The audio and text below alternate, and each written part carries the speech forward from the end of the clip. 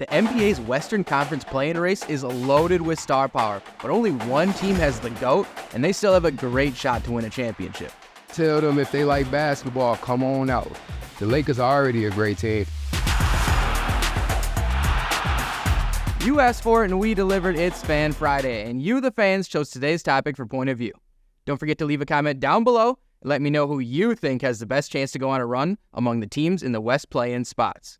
As it stands right now, the teams that would be in the play-in are the Mavericks, Suns, Lakers, and Warriors. We're talking Luka, LeBron, KD, Steph, and a bunch of other stars all fighting for a spot in the actual playoffs. While none of them have had the regular season that fans probably expected, I think the Lakers definitely have the best chance to win a few series in April, May, and maybe even June. And it's not because I'm some LeBron James superfan. I'm far from it, but I can't deny what I've seen this year and in the past couple of seasons. They are still a legit title contender. Now, I want to clear something up right away. While play-in teams are a 7 seed in their conference at best, they can still be one of the best teams in the postseason.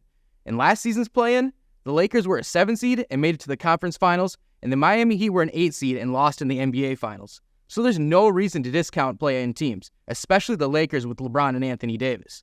They entered the season with the same core they had last year and added role players like Gabe Vincent, Taurean Prince, and Cam Reddish. Here's Lakers general manager Rob Pelinka on the team's 2023 offseason plan.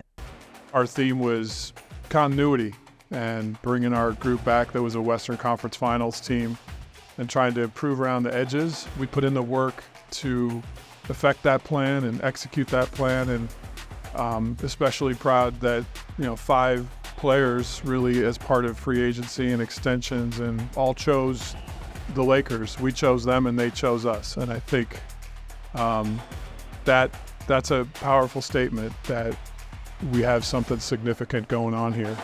The core of Bron, AD, D'Angelo Russell, and Austin Reaves decided their best chance to win was together, and now just need to perform in the playoffs when it matters most.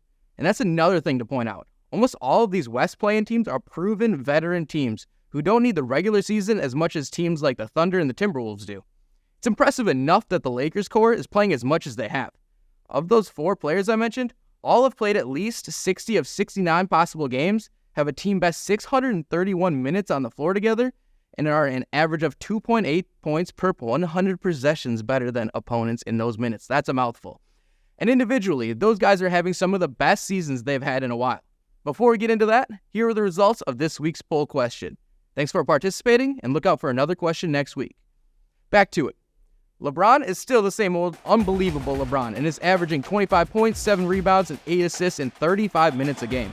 But AD already has more games played, blocks per game, steals per game, and less turnovers than any other season with the Lakers.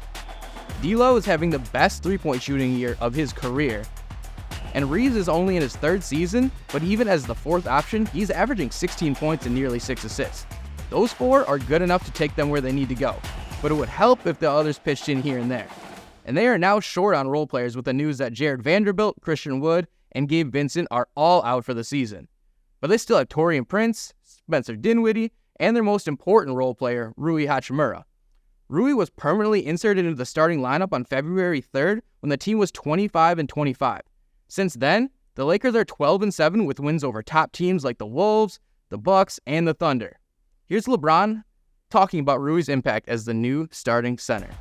Rui works well with us, and we just try to find him, especially when he's running out, when he has early steals in the post or whatever case may be, mismatches. So he works well with us. And that impact is showing in the stats. The Lakers' 3 best 4-man lineups in net points all feature Rui, and AD is the only other constant in those lineups. Hachimura is also on a nuclear shooting streak since February 3rd, shooting 59% from the field and nearly 44% from 3. It's unlikely he keeps that up, but just having that sort of threat on the floor is a game changer. Now, another reason I'm picking the Lakers is I just don't think those other West play-in teams have any shot.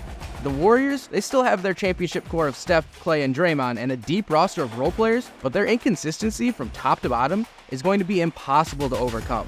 The Suns have KD, Booker, and Brad Beal, but those guys haven't clicked at all, and the rest of the roster has no business making a postseason run.